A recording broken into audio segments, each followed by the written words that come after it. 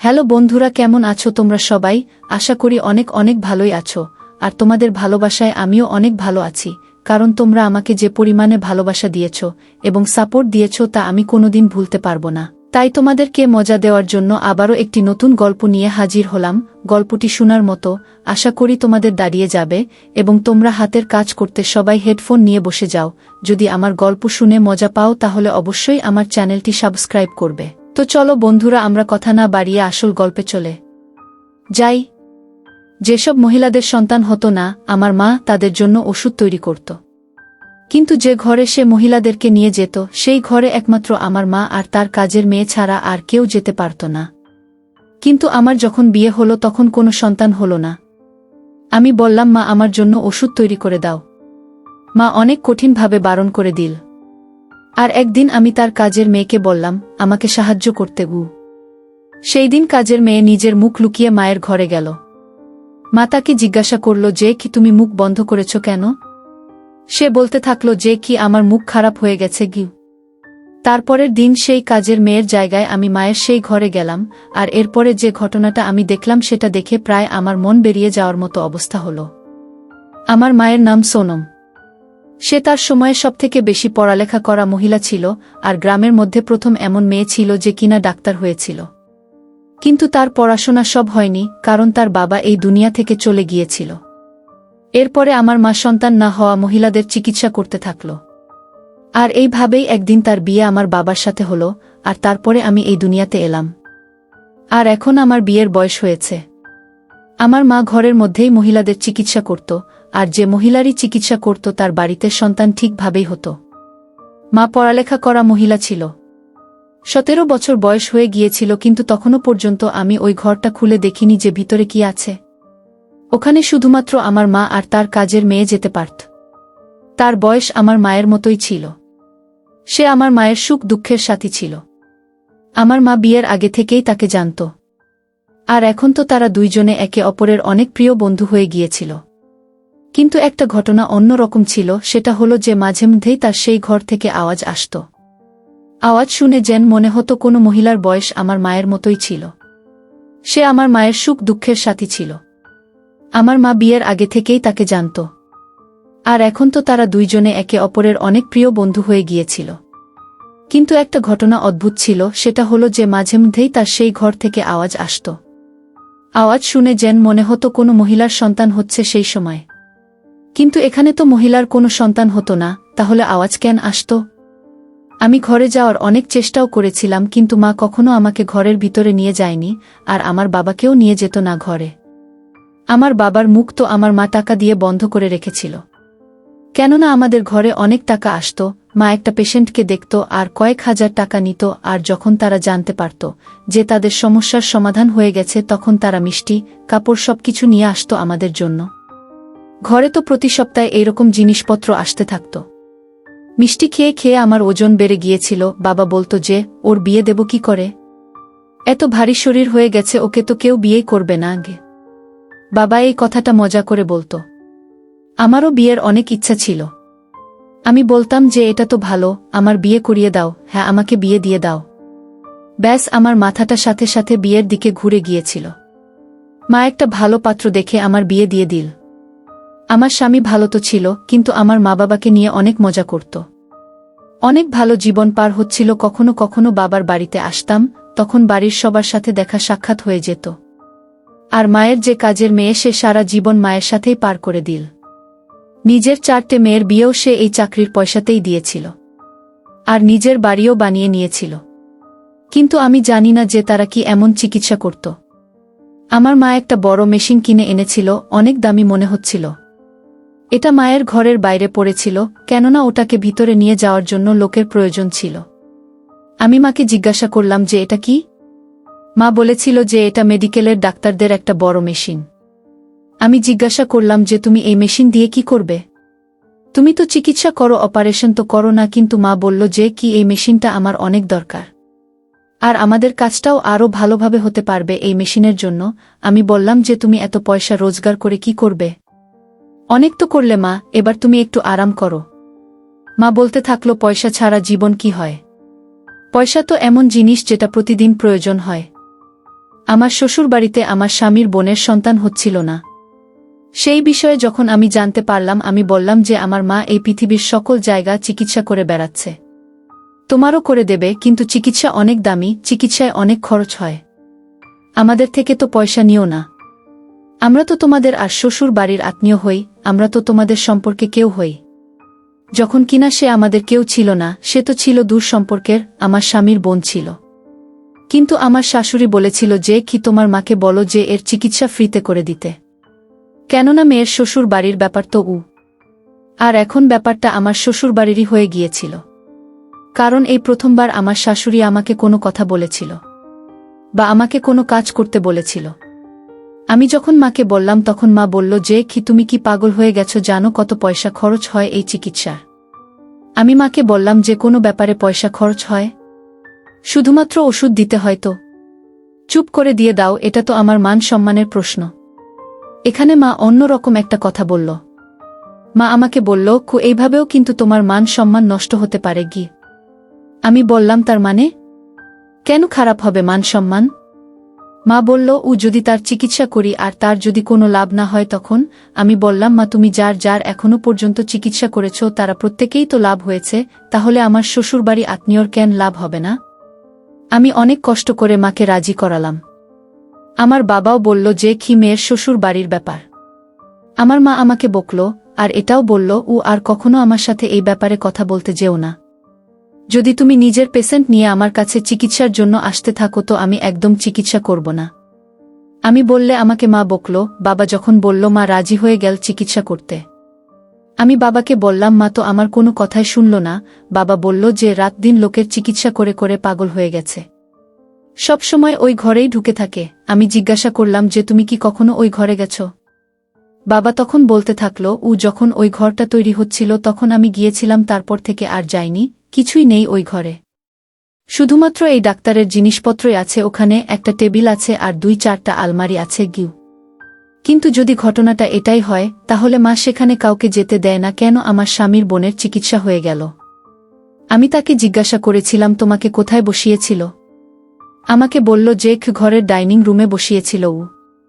আমি বললাম যে তোমাকে ঘরে নিয়ে যায়নি।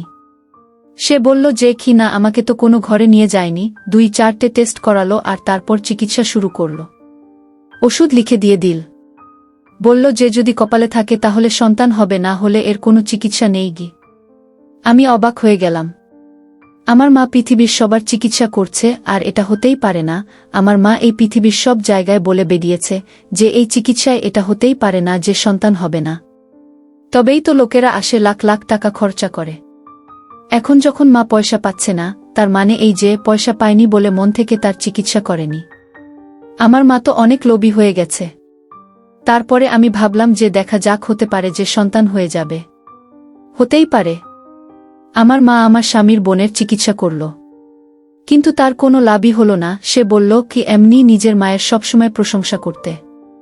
আমি তো কোনো লাভ পেলাম না। কিন্তু তোমার মা অনেক ভালো মানুষ। উনি বলেছেন যে যখন ভগবান চাইবে তখনই সন্তান হবে। আজকাল তো এরকমই অবস্থা, 1 মাস যদি সন্তাসন্ত হয়েছে তো নানারকম কথা বলা শুরু করে দেয় লোকেরা। আমিও চিন্তায় পড়ে গেলাম, কেননা বিয়ে হয়েছে আমারও 7 মাস হয়ে গেছে, আর আমার সেই শ্বশুরবাড়ির আত্মীয় আমাকে বলল যে কি তোমার মা তো তোমার চিকিৎসা করতে পারে বা তুমি তার থেকে পরামর্শ নিতে পারো। উনি বললেন যে কি দেরি করো না, তোমার আবার আমার মতো অবস্থা না হয়, কেননা তারপরে কিন্তু আর এই বাড়ির লোকেরা তোমাকে আর ক্ষমা করবে না। আমি তো এই বাড়িরই সদস্য, তারপরেও আমার পিছনে কত কথা তারা বলতো। আর তুমি তো পরের বাড়ির মেয়ে, তাহলে তোমাকে নিয়ে না জানি তোমার শাশুড়ি কি বলবে, কি করবে। আমি এরপর অনেক বেশি চিন্তায় পড়ে গেলাম, কেননা এখনো তো এত দেরি হয়নি এমন কিছু। এখন থেকেই আমার শাশুড়ি অনেক কিছু কথা বলতে থাকল। সে বলতে থাকল, এতক্ষণে তো এই বাড়িতে খুশির খবর চলে আসার কথা, ভগবানই ভালো করুক। আমার স্বামীর বোনের তো 4 বছর ধরে চিকিৎসা করালো কিন্তু কিছুই হলো না। আমার তো মাত্র 7 মাস হয়েছে, দেখা যাক না কি হয়। আমি এদের সবার কথায় আর আচরণে ব্যবহারে অনেক চিন্তায় পড়ে গেলাম। আমি আমার স্বামী আর শাশুড়িকে না বলেই ডাক্তারের কাছে চলে গেলাম আর চেক আপ করালাম।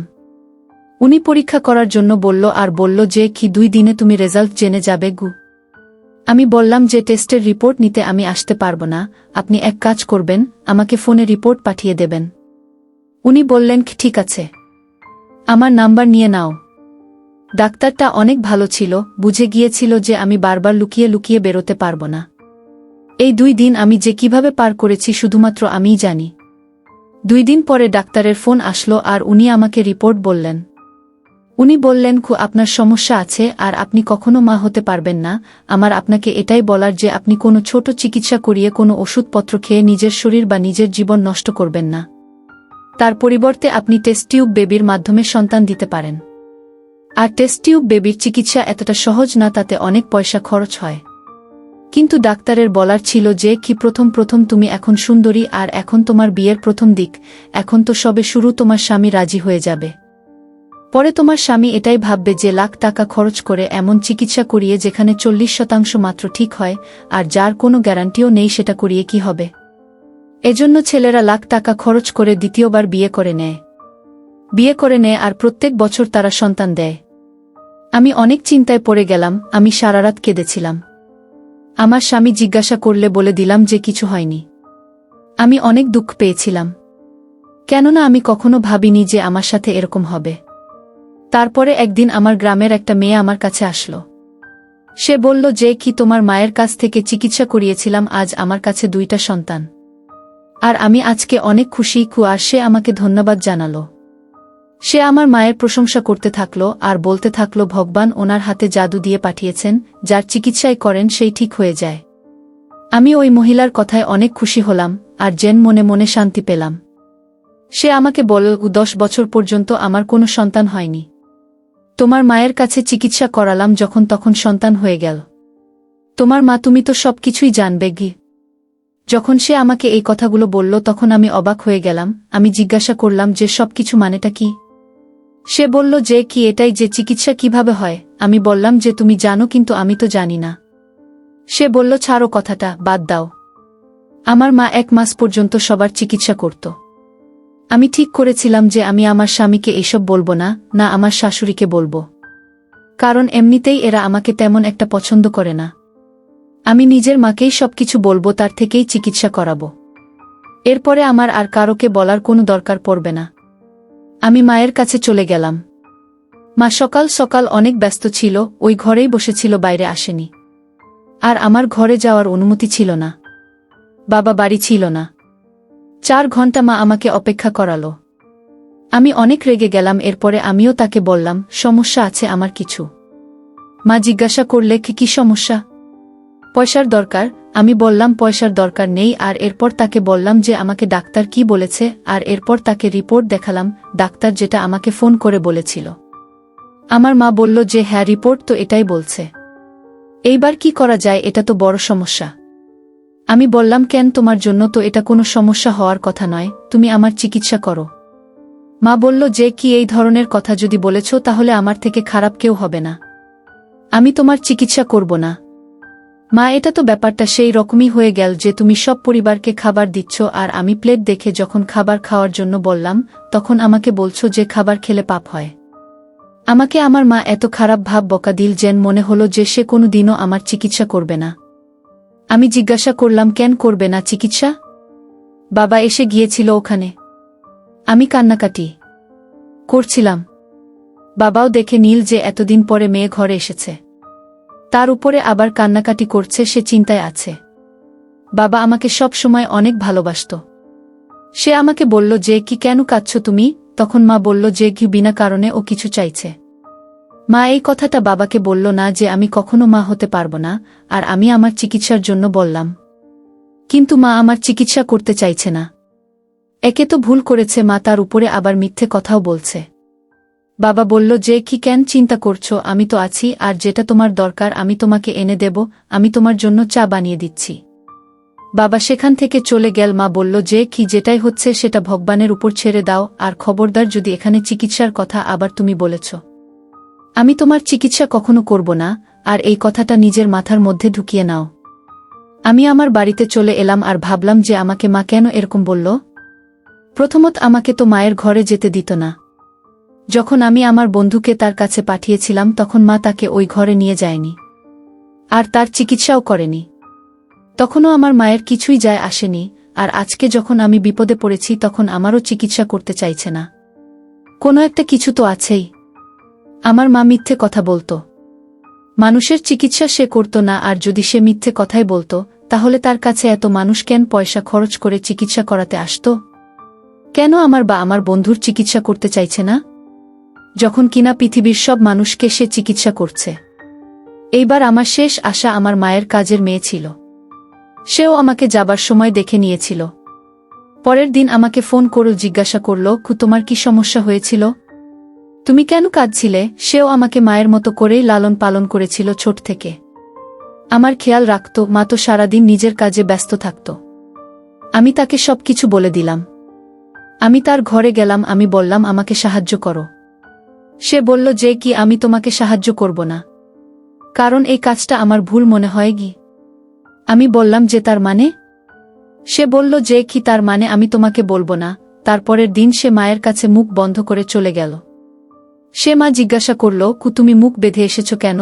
তখন সে মিথ্যা কথা বলল যে তার মুখ নষ্ট হয়ে গেছে, এজন্য সে মুখ বেঁধে এসেছে। অদ্ভুত একটা দাগ হয়ে গেছে আর মুখে ওষুধও দিয়েছে। মা কাজে ব্যস্ত হয়ে গিয়েছিল। এরপরে সে আর দ্বিতীয়বার এক কথা জিজ্ঞাসা করেনি। আমাকে কাজের মেয়েটা বলল, কাল তুমি মুখ বেঁধে দিয়ে যাবে। আমি মুখ বাঁধার কারণ প্রথমেই বলে দিয়েছি, এজন্য তোমাকে সে কিছুই জিজ্ঞাসা করবে না। আমি বললাম যে আমার অনেক ভয় হচ্ছে, কিন্তু সে আমাকে সব কিছু বলল কি তোমাকে এই করতে হবে আর তোমাকে গিয়ে দাঁড়িয়ে থাকতে হবে। কোনো প্রশ্ন জিজ্ঞাসা করলে মাথা নাড়িয়ে জবাব দিয়ে দিও। কাল এমনিতেও সেই রকম কাজ কিছু নেই। একটাই রোগী আছে, তারই অ্যাপয়েন্টমেন্ট আছে। তো তুমি নিজেই সব জানতে পেরে যাবে। তুমি সব কিছু প্রশ্নের উত্তর পেয়ে যাবে। আর তোমার মা যখন সবকিছু জানতে পেরে যাবে তাকে বলে দিও যে আমি সারা জীবনের জন্য এই কাজ ছেড়ে চলে যাচ্ছি, আর আমার এই কাজ করার কোনো প্রয়োজন নেই। এই কাজে অনেক পয়সা রোজগার করা যায়, কিন্তু অনেক সমস্যাও হয়। আমি মুখ বেঁধে পরের দিন চলে গেলাম। মা কোনো কথা জিজ্ঞাসা করল না। ঘরটার ভেতর থেকে দেখলাম সব অপারেশন থিয়েটারের মতো পরিবেশ ছিল। বড় বড় মেশিন পড়েছিল। যখন কিনা বাবা বলেছিল যে একটা বিছানা আর কয়েকটা আলমারি আছে ওখানে, একটা মহিলা আসলো। সে বলল যে তার আমার সাথে দরকার আছে। মা বলল, তুমি ওর রিপোর্টটা দেখে নাও। আমি যখন তার রিপোর্ট পড়লাম তখন ওই একটা কথাই লেখা ছিল যে সে কখনো মা হতে পারবে না, আর তাকেও বলা হয়েছিল যে সে জেন টেস্ট টিউব বেবির মাধ্যমে সন্তান নেই। এই সব কথাই লেখা ছিল। তাহলে কি মা এই সব কাজ করত? কিন্তু কিভাবে করে মা? মা তো ডাক্তার না। মা সেই মহিলাকে জিজ্ঞাসা করল, তুমি কি নিজের ইচ্ছায় এইসব করতে চাও? সে বলল, আমি আর ঘরে কারোর কথা শুনতে পারবো না, কারোর অপমান শুনতে পারবো না।